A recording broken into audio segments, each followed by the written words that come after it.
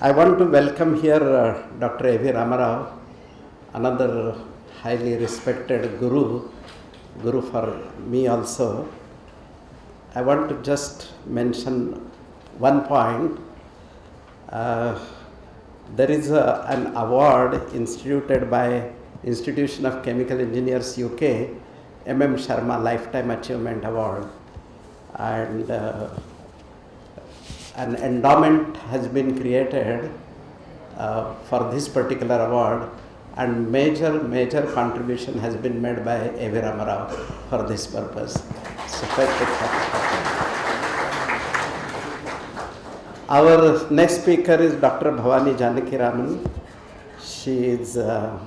She will talk to us on Skype. She is in United States. She has many qualities. Exceptional in theory, exceptional in experiments, exceptional in spoken and written English. And the next sentence you hear very carefully. All of us have experience in writing papers and sending revised versions and re-revised versions. She published 4 papers while she was doing PhD. No comment on any paper, straight away manuscript written and went for press. Right, highly exceptional. So, of course, she was so highly intelligent and liked by Professor Sharma. When he talks about his students, definitely he would talk about Bhavani much more often than any other student. So let me pass on to Bhavani now. She will talk us on Skype. Hello everyone, I'm just waiting Pandit if you can share my screen. I'm unable to share my slides. While we're doing that, I would just like to first of all say good morning to everybody and good morning Professor. I'd like to really thank the organizers for giving me the opportunity to be part of this celebration for Professor and to personally record my appreciation for everything that he has given me, not just during my thesis work, but throughout my career.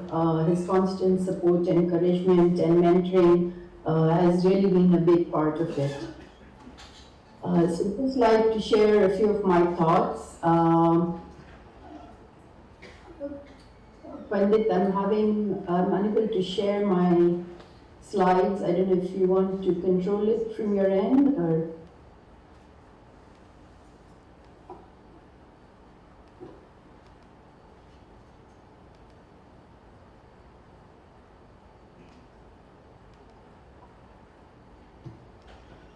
So the topic of my talk today is micellar catalysis to oil wells. That pretty much sums up my journey from my time in Professor's lab in UDCT to working with Sharma today on oil wells.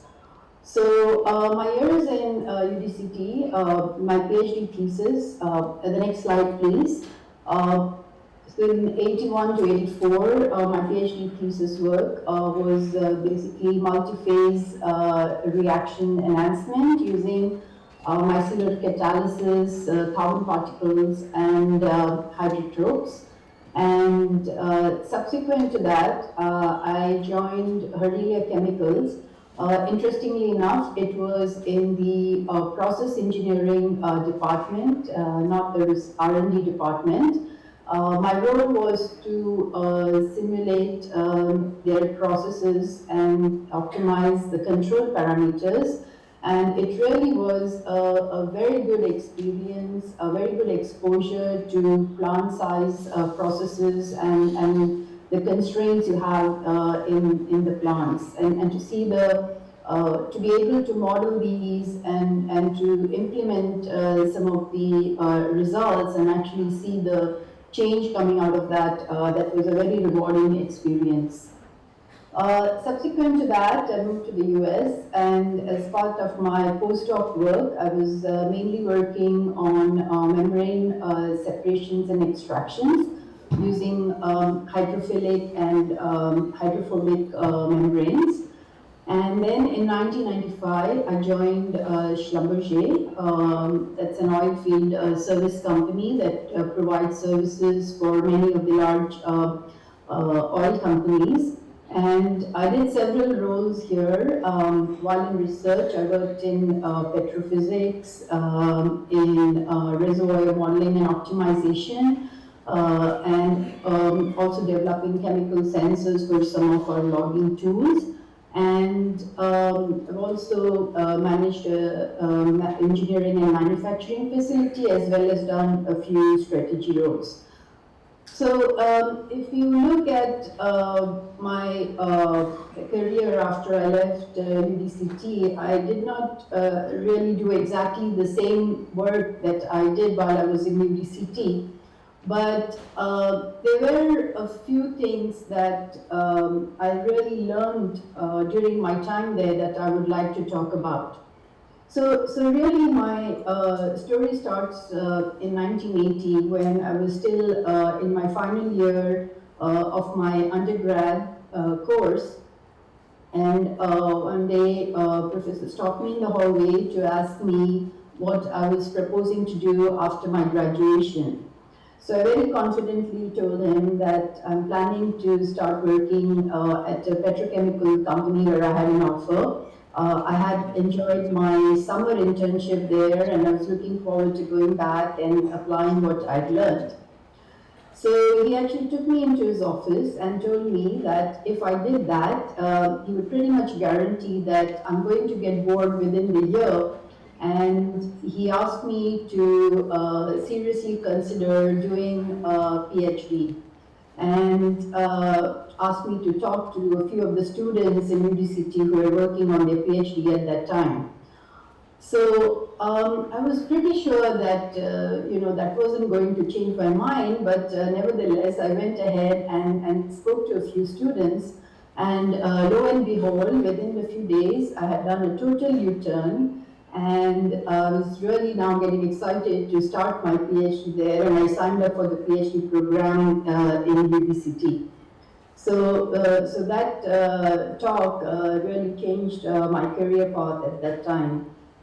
Like I said before, I've done various roles, but throughout all of that, there are certain key things that, from my personal reflection, I feel were very important, and it was something that I learned during my time in UDCT. And I'd just like to mention some of those points.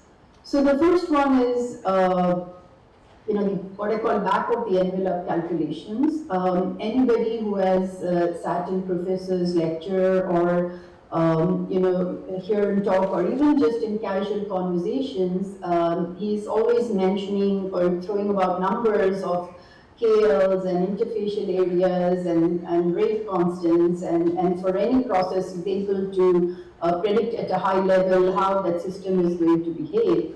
So this type of order of magnitude analysis of any system is really very, very important before you start to do a deep dive into it. A second point that I wanted to mention was about design of experiments. Obviously, it's a critical part of any project.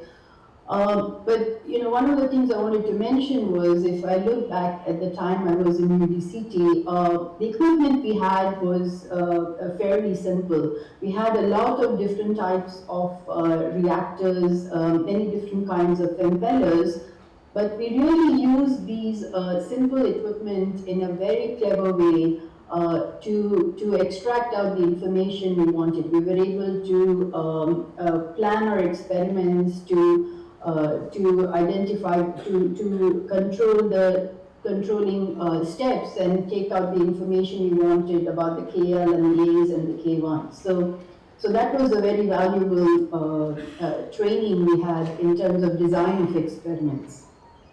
The final point that I wanted to mention was about I feel quite fortunate that I was able to have a combination of both experimental and theoretical work during my PhD.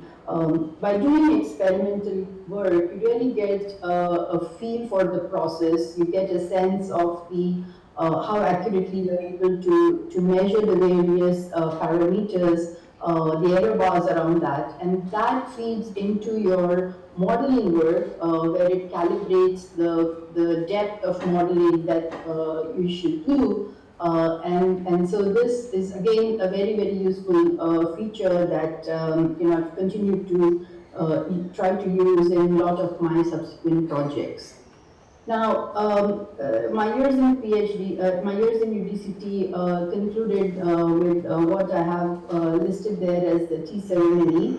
As many of his students will recall, right after we finish our thesis presentation, you get invited to professor's office, and that's the first time you sit down and share a cup of tea. I know somebody mentioned earlier about the tea, so that was something very special. Another thing I'd like to mention here is I deliberately chose these colored squares to put down some of my points. Dr. Mashelkar alluded to that earlier in his talk. All the students will remember getting these colored chits of paper from a professor every morning with a lot of his thoughts jotted down about your research project. So very fond memories around that. So I just wanted to share very briefly a project that I have worked on in Schlumberger, and this is to develop a pH sensor for one of our logging tools. So the logging tools are tools that go down into the oil well to make measurements there about the formation and fluids. And of course, the oil well is drilled to produce oil, but you also co-produce waters. And it's important to understand the chemistry of these waters for corrosion and scale controls and mitigations. The schematic I show there is for one of our logging tools that is used for fluid analysis and sample collection. So the probes and the pump in the tool pull out the fluid from the formation, and the optical analyzers which are there actually can do some basic analysis of the fluid, and you can selectively collect samples as well to bring it up to surface for more detailed characterization. So the objective we had was to actually implement a pH sensor in the tool. The value or the premium for the services we charge comes more out of putting more and more measurements that we can make in real time while the tool is downhole, that helps us make some real-time decisions, and at the same time we're also making measurements on the sample when it's in its native state, and not having to deal with phase transitions that happen when you bring the sample up to surface. Now, since we already had the optical analyzer there, to leverage that, I went back to very basic college chemistry. So this is using pH-sensitive dyes like phenol red that change color according to the pH of the sample when you add it to that sample. And the reason they do that is because they have exist both in an acidic and basic form, and depending on the hydrogen ion concentration, the relative fractions of these forms changes. So visually, of course, you see the color change, but spectroscopically you can measure this very accurately as well. And the pKa prime there in that equation is obtained by calibrating with standard buffer solutions. So obviously a very simple technique that is very easily done in the laboratory under surface conditions, but it's quite a different challenge when you want to implement it on a tool that goes into an oil well and where you're making measurements where temperatures can go up to 150 C, 200 C, and talking of pressures up to 1,000 atmospheres, and also non-ideal salt solutions. So we did do a lot of, in addition to these challenges of these extreme conditions, the other challenge is that you don't really have buffers to calibrate under these conditions. You have to worry about dye stability and also the logistics of how you mix the dye with the water. So anyway, we did a lot of thermodynamic modeling of the aqueous chemistry, and we worked through some of these challenges. And in the next slide, here is one of the first logs that actually came out of a well in the North Sea. And the feeling of the pride and joy and the thrill that you get when I first saw these measurements coming out, I was logged live on the intranet. It's really a wonderful feeling. And I just want to say, Professor, thank you so much for the talk you gave me back in 1980 that put me on this path. When I look back, it's been a very rewarding and satisfying career for me personally. And it's no exaggeration to say I owe it all to you. Thank you very much, Professor. Thank you for everything. Basically, that's what I wanted to share with everybody. Thank you. While I said there were no comments on her papers, the corrections made by professor were also minimal, practically nothing. He describes that her manuscript would be spotless, while returning the manuscript, totally spotless manuscript. Maybe my paper, first paper, he made me rewrite 11 times.